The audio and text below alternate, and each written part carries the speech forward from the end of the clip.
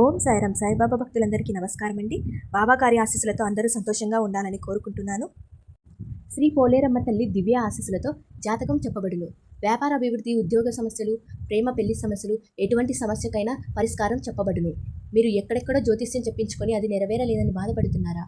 స్త్రీ పురుష వశీకరణకు ప్రత్యేకమైన పూజలు చేసి 100% పరిష్కరించబడును.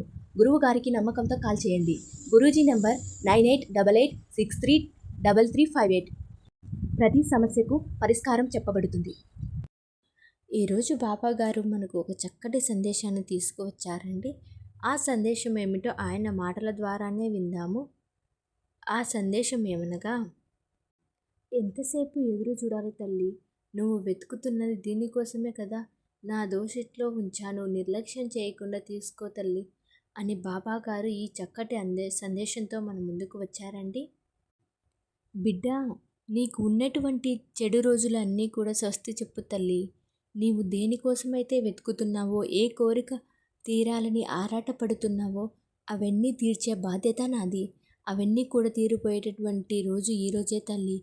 తప్పకుండా నీకు మంచి రోజు, మంచి సమయం నీకు ఈరోజే మొదలవుతుంది.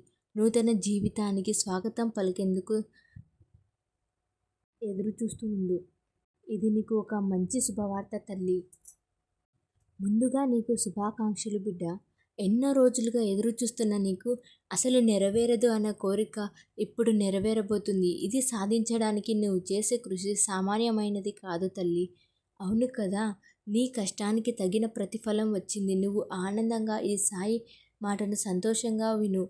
దేనికైనా సరే నీ విజయం అందుకునేందుకు నువ్వు సిద్ధంగా ఉండవలసిందే బిడ్డ. దీని గురించి నువ్వు ఎక్కువగా ఆలోచించవలసిన అవసరం లేదు. నీ విజయాన్ని ఆపేవారు ఎవరూ లేరమ్మా. నువ్వు ఎప్పుడు కూడా సగంలోనే ఆగిపోవద్దు. ఇక ఎన్నెన్నో విజయాలు సాధించాలి, ఉన్నతమైనటువంటి స్థాయికి ఎదగాలి. ఇప్పటి వరకు ఉన్న కఠిన కాలం నువ్వు దాటివేశావు బిడ్డ. ఇకపై నువ్వు ఏమి చేయాలనుకుంటున్నావో దాన్ని అసలు నీకు అందులో ఎదురే లేదు. నువ్వు ఏం చేయాలనుకుంటున్నావో దానిని నిర్భయంగా చేసుకోవచ్చు తల్లి. అలాగే నీ మనసులో ఉన్న వ్యతిరేకమైన ఆలోచనలు మాత్రం బయటకు పంపివేసేయి. అవి నిన్ను ఎక్కువగా కృంగదీసేలా చేస్తున్నాయి. కాబట్టి నువ్వు అనుభవించవలసిన పాపకర్మలు అన్నీ తొలగించుకో. చక్కగా నీవు వాటి నుంచి బయటపడు బిడ్డ. ఇకపై నీకు ఎటువంటి ఆటంకులు రావు. ఏది చేయవలసినా ధైర్యంగా చేయవచ్చు. విజయ తీరాలు నీకు చేరుకోవడం కోసం ఎదురవుతున్నాయి. అయితే ఒకటి మాత్రం గుర్తుపెట్టుకో బిడ్డ, నీలో గౌరవం దరిచేరనివ్వకు. నీ మీద పెట్టుకున్న నమ్మకాన్ని ఎప్పటికీ వమ్ము చేయకు. నీవు కష్ట సమయంలో ఉన్నప్పుడు నీకు సహాయం పడిన వారిని ఎప్పుడూ మర్చిపోవద్దు. నీవు స్థిరపడిన తర్వాత ఇంకొకరి ఎదుగుదలకు నీ వంతుగా కాస్తైన చేయూతనివ్వు. అంటే నీ చెయ్యికి నీకు తగినటువంటి విధంగా ఏదైనా సరే వారికి మంచిగా సహాయం చెయ్యి. నీకు వచ్చిన ప్రతి అవకాశాన్ని చక్కగా అందుకొని విజయ పతాకం ఎగరవేయి బిడ్డ. కష్టాలు కన్నీళ్లతో విసిగి బేజారిపోయావు కదా. ఇక మీదట అన్నీ కూడా నీకు కాలం చెల్లిపోయింది. ఆనందంగా మీ కుటుంబంతో గడపాలని ఎన్నో రోజులను కలలు కన్నావు. అవన్నీ నెరవేరబోతున్నాయి. ఇదంతా కూడా కేవలం నీ వల్లే జరిగింది బాబా అంటావేమో.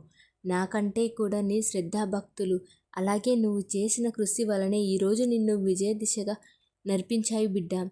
అనుకున్నది ఏదైనా సరే సాధించాలంటే కావలసినది ఇవే అన్నావు కదా. నన్ను నీవే అడిగినది కూడా అవే. నాకు ఏదైనా ఉన్నతమైన ఉద్యోగం కల్పించు. ఆ తర్వాత నా కుటుంబానికి నేను అండగా నిలబడేలా ధైర్యాన్ని చూపించు బాబా అని అడిగావు కదా. అందుకు నీకు సహాయకారాలన్నీ నీకు లభించాయని అనుకుంటున్నాను. ఈరోజు నువ్వు ఆనందంగా గడపడానికి మొదటి మెట్టు పడింది. ఇక నుంచి నీ జీవితంలో ఎదురు చూసుకోవాల్సిన అవసరమే లేదు తల్లి. ఎందుకంటే వెతకబోయేటటువంటి తీగ కాలికి తగిలినట్టు నువ్వు దేనికైతే వెతుకుతున్నావో, దేనికోసమైతే పొందాలని ఆరాటపడుతున్నావో, దేనికోసమైతే ఇన్నాళ్ళు ఎదురు చూస్తున్నావో అది తప్పకుండా ఈరోజు నెరవేరబోతుంది బిడ్డ. ఇప్పటికైనా సరే నా సొంత ఇంట్లో నివసించాలనే కోరిక నాకు చాలా ఎక్కువగా ఉంది బాబా అని అడిగావు కదా. ఎన్నో సంవత్సరాల నీ కోరిక ఇప్పుడు అడుగు పడబోతుంది బిడ్డ. నా సన్నిధిలో కూర్చొని నా ఇంట్లో, నా సొంత ఇంట్లో నివసించాలని ఉంది తండ్రి, నన్ను అనుగ్రహించు అని వేడుకునే దానివి. కానీ నువ్వు అడిగిన వెంటనే నేను ఇవ్వలేకపోయాను. ఆ సమయం రావడానికి చాలా సంవత్సరాలు పట్టింది. ఇప్పటికి నీకు అదృష్టం కలిసి వచ్చింది. నీ కోరిక ఆలస్యం అవుతున్న కొద్దీ నీలో ఆందోళన కూడా నేను గమనించాను. అలాగే నీకు నాపై ఉంచిన నమ్మకాన్ని నేను గమనించాను బిడ్డ. ప్రతిరోజు నాపై ఇంకా ఎక్కువగా నమ్మకాన్ని కలిగి ఉన్నావు. ఎప్పుడు కూడా నాపై అపనమ్మకాన్ని పెట్టుకోలేదు. నువ్వు కోరుకున్నటువంటి కోరిక న్యాయబద్ధమైనది. అలాంటప్పుడు ఎందుకు నెరవేరదు చెప్పు? నువ్వు ఉండగా అంటే నీ స్వగృహంలో నువ్వు కోల్పోవడం కారణమైతే ఉంది కదా. నీ కోరిక ఇతరులకు హాని కలిగించేది కాదు కదా. దానివల్ల ఎవరికి అన్యాయం జరగదు. కాబట్టి నీవు దాని గురించి అస్సలు దిగుపడాల్సిన అవసరం లేదు. నీవు నీకోసమే కాకుండా నీలా బాధపడే వారికి అందరికీ మంచి చేయమని కోరుకుంటున్నావు. నీలో ఉన్నటువంటి ఆ మంచి లక్షణం అదే తల్లి. అది ఎంతో ప్రీతికరం నాకు. ఇలాగే ఎప్పుడు నలుగురి మంచి కోరుతూ ఉండేవారు. వారు ఎప్పుడు కూడా సంతోషంగా ఆనందంగా గడుపుతారు బిడ్డ. బాబా మనసంతా కూడా ఇలా ఆశలతో నేను నిండిపోయింది. ఎన్నో సంవత్సరాలు నా కల కలగానే మిగిలిపోతుంది బాబా. దాని గురించి నువ్వు ఎప్పుడైతే మంచి సమయం ఇస్తావో అప్పటి నుంచి నేను ఆనందంగా గడపగలను అని నేను అడుగుతూ ఉన్నావు కదా తల్లి. నీ సమస్యను దృష్టి సారించడం నేను చూశాను. మరి బాబా దీని గురించి నేను దిగులు పడుతున్నానో నీకు తెలుసు కదా. ఆ దిగులు ఎలా పోగొట్టుకోవాలో తెలియక ప్రతిరోజు కూడా నీ సన్నిధానంలో కూర్చొని నాకు ఉన్న ఆ బాధంతా కూడా నీకు చెప్పుకొని వెళ్తున్నాను. నా మనసులో అల్లకల్లోలమైనటువంటి ఆలోచనలు, వీటన్నిటి నుంచి ఎలా బయటపడాలి, ఎలాగైనా సరే నాకు దారి చూపించండి అన్నటువంటి నీ ప్రార్థన నాకు చేరింది బిడ్డ.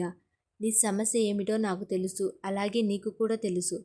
నేను కూడా చూస్తూ ఉన్నాను. అయినప్పటికీ నువ్వు ఏ సమస్య లేనట్టుగా నలుగురికి కనిపించాలి అనేటువంటి ప్రయత్నం చేస్తూ ఆ బాధను అంతా కూడా మనసులో నింపుకొని ఇలాంటి పరిస్థితిలో ఉన్నావో నేను అర్థం చేసుకోగలను తల్లి. అలాగే ఎలాంటి సమస్యను నువ్వు ఎదుర్కొంటున్నావో నాకు కూడా తెలుసు. నలుగురికి తెలియడం మంచిది కాదు తల్లి. కానీ నీ వాళ్ళకి చెప్పుకో. ఎందుకంటే వారి మంచి మాటలతో నీకు ధైర్యాన్ని చెబుతారు, సలహాలు చెబుతారు. వాటన్నిటినీ కూడా నువ్వు జాగ్రత్తగా ఆలోచించుకొని ఆ మంచి సలహాను పాటించడం తప్పు కాదు కదా. ఎందుకంటే వారి భవిష్యత్తు అంతా కూడా నీపైనే ఆధారపడి ఉంది. నీ ఉద్యోగం చేసి మంచి స్థాయిలో ఉంటే వారు కూడా సంతోషంగా ఆనందంగా ఉంటారు. కాబట్టి వారి భవిష్యత్తు మీద నీ భవిష్యత్తు ఆధారపడి ఉన్నది. రోజు రోజుకి నీకు ఆందోళన ఎక్కువైపోతుంది. ఇకపై నువ్వు ఎలాంటి దిగులు చెందకు బిడ్డ. అంతా నేను చూసుకుంటాను. మంచి దారిని నేను చూపించబోతున్నాను అని బాబాగారు ఈరోజు చక్కటి సందేశాన్ని మనకు అందించారండి. ఆ సందేశం మీకు అందరికీ నచ్చిందని అనుకుంటున్నాను. ఓం సాయిరామ్. సద్గురు సాయినాథ్ మహారాజ్కి జై.